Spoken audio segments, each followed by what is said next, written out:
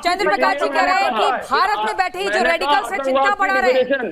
कौन है भारत में जो वैश्विक आतंकी के हितैषी है, जिनके पेट में इतना दर्द हो रहा है कि घड़ियाली आंसू भी बहा रहे हैं, लंबे चौड़े चिट्ठे भी लिख रहे हैं?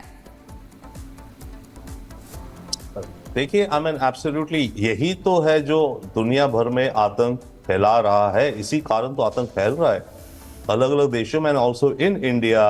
ऐसे सिंपैथाइजर्स हैं जो कि रेडिकल, देखिए ओके, विचार अलग हो सकते हैं, आपकी होमलैंड की डिमांड्स हो सकती हैं, बट आप उसके बहाने या उसको लेकर के वायलेंस नहीं कर सकते। आई मीन सिविलाइजेशन, ह्यूमैनिटी हजारों लाखों करोड़ों साल से चल चल के आज हम पहुंचे हैं जहां इंसान पहुंचा है, राइट?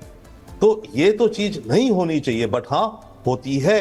तो पॉइंट इसकी वायलेंस जहां शुरू होता है या एक भी आयोटा ऑफ वायलेंस हो, उसको एब्सोल्यूट कंडेम करना ही नहीं चाहिए, उसको अपनी सोच से निकाल देना चाहिए। वायलेंस अपनी सोच से वायलेंस को निकाल देना चाहिए। कंडेम तो चलिए दूर की बात, बिल्कुल ठीक कह रहे हैं आप रॉबिन सचदेवा साहब, लेकिन कर्नल शरीन सिंह, मैं आपके पास आना चाहूंगी। नबील कोक का भी अभी हम जिक्र कर रहे थे कि ये नसरुल्लाह का सबसे करीबी बताया जा रहा था, इसका भी खात्मा हो चुका है। इजराइल यहां पर शांत नहीं बैठेगा। जिसने इजराइल के उन नागरिकों को जिनका कोई दोष नहीं था, उनके ऊपर हमला किया, 32 साल से लगातार इसने अपना आतंक फैला रखा था, उसका खात्मा होता है। और यहाँ पर ग्राउंड ऑपरेशन की शुरुआत होने की बात भी कही जा रही है। एक एक करके सबको हटाया जा रहा है, और एक तरफ एक तबका भारत में वो है जो आंसू दिखा रहा है अपने। नहीं, देखिए, दो तरीके से इस चीज़ को हमें इवैल्यूएट करना चाहिए। पहली बात, इंटरनेशनली दो कंट्रीज़ के बीच में क्या चल रहा है, कौन मारा जा रहा है, कौन नहीं मारा जा रहा, कौन यूनाइटेड नेशन डेजिग्नेट टेररिस्ट मारा जा रहा है, उसके लिए हमें आंसू बहाना चाहिए या नहीं बहाना चाहिए। मुझे नहीं लगता कि इंडिया का नसरुल्लाह से कोई पर्सनल एनिमिटी है या कोई हेट्रेट है। यस, हमारे बीच में उनके और हमारे बीच में जो सिर्फ है, that is called as terrorism. हम टेररिज्म से सफ़र करते आए हैं। हमारे खून में एक हेट्रेड है कि अगर कोई भी आदमी टेररिस्ट है, वो इंसानियत के लिए अच्छा नहीं है, और अगर उसे कौन सी कंट्री मार रही है doesn't make a difference. But मुझे लगता है इंसानियत के ऊपर एहसान किया जा रहा है कि एक टेररिस्ट कम और हुआ। साथ ही साथ वो मुझे मोटिवेट करता है इंडिया के तौर पर कि हर वो टेररिस्ट जो मेरे कंट्री की तरफ गलत निगाह देखे, आज मैं मोटिवेटेड फील होता हूं कि उसका सिर्फ एक इलाज है, इलिमिनेशन। मैं सिर्फ अपने कंट्री के लिए नहीं, पूरी दुनिया के लिए अच्छा करूंगा कि हाफिज सईद को एलिमिनेट कर पाऊं, मसूद को एलिमिनेट कर पाऊं। ये मेरे अपने डिक्लेयर टेररिस्ट तो है नहीं, ये तो दुनिया के डिक्लेयर टेररिस्ट हैं। और तो और even Hafiz Saeed, Masood Azhar, Burhan Wani, Osama bin Laden और नसरुल्लाह, इनको एलिमिनेट करना बिल्कुल ठीक कहा आपने सर। लेकिन एक बड़ी खबर अपने दर्शकों को बता दें, हिजबुल्लाह चीफ हसन नसरुल्लाह के उस बंकर की तस्वीर एक सामने आई है जिस पर इजराइल ने हमला कर नसरुल्लाह को मौत के घाट उतारा था। ये एक टारगेटेड मिसाइल अटैक था। ये तस्वीर आप देखिए, ये तस्वीरें हम आपको दिखा रहे हैं नसरुल्लाह के बंकर की, वो तस्वीर जो बेरूत में था, और इसी पर इजराइल की तरफ से अटैक किया गया था, टारगेटेड अटैक किया गया था। 27 सितंबर 2024 की वो तारीख थी जब यहाँ पर यह हमला किया जाता है, और उसके बाद उस आतंकी को उसकी जगह पर पहुंचाया जाता है, क्योंकि पाप का घड़ा बढ़ता जा रहा था। नरसंहार लगातार पिछले कई सालों से होता जा रहा था। इसी बंकर के भीतर कई हथियार होते थे। यही वो बंकर है जिसमें नसरुल्लाह छिपा हुआ था। इसी बंकर के भीतर रणनीति बनती थी, हथियार छिपाए जाते थे, और यहीं से हमला किया जाता था। इसी बीच एक और बड़ी खबर अपने दर्शकों को हम बताएंगे इस तस्वीर को दिखाने के बाद। इजराइल के प्रधानमंत्री नेतन्याहू का बड़ा ऐलान, लेबनान पर पूरी ताकत से हमला करेंगे। इसी हफ्ते शुरू करेंगे मिलिट्री ऑपरेशन।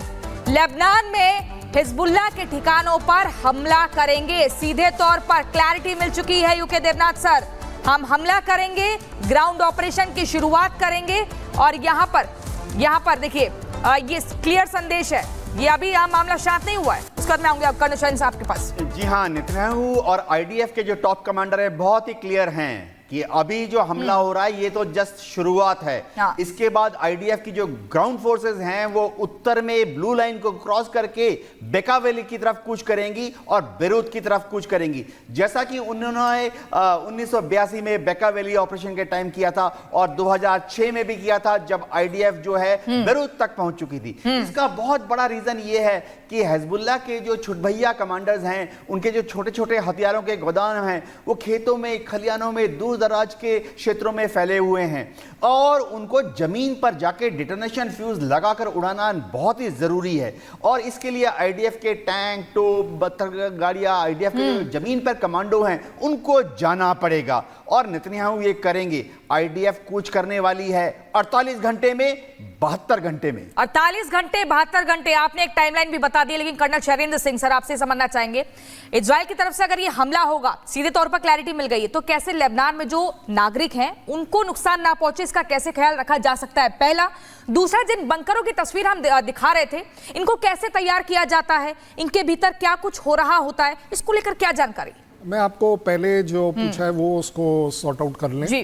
कि अगर किसी भी तरह का अटैक होता है, जो अटैक चल रहा है इस समय, aerial attack, missile attack, ground operation, इसको मैं बोलता हूं ये डिग्रेडेशन ऑपरेशंस है।